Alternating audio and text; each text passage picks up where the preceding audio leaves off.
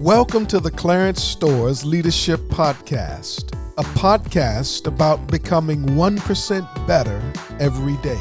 And now your host, yours truly, Clarence Stowers.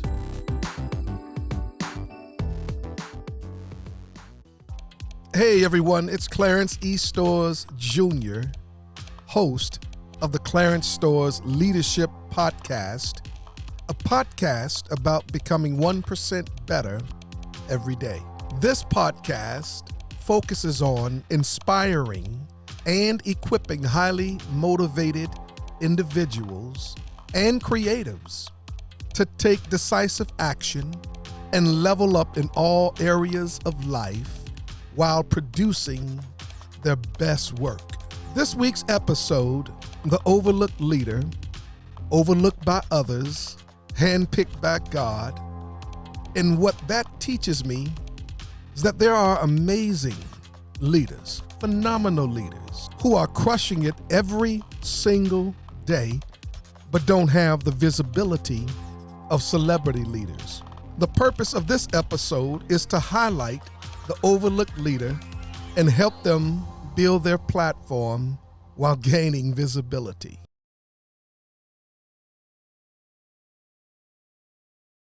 So Bishop, my last parting question is to instill leadership principles into our millennial leaders, our Gen Z leaders.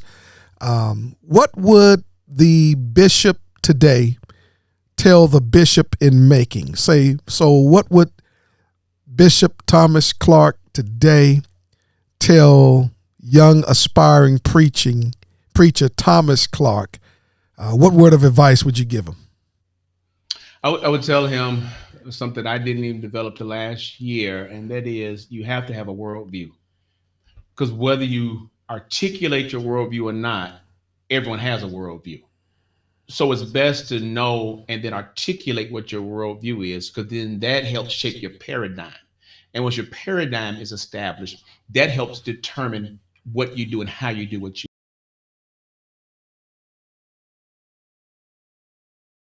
do. Tell us about why you decided to write a book. How did the vision come to pass? Love to hear you talk about that. One of the things that kind of I struggle with within my own theology was the theology of suffering. I thought that if I kind of did the right things, it would exempt me and my family or business ventures from adversity or trauma, right? Um, but you don't have to read too far in scripture to find out that trauma is just a part of life. For me, I would say over the past couple years, I went through some very traumatic experiences. And the one that basis is the premise of the book, deals with my transition to New Community Church.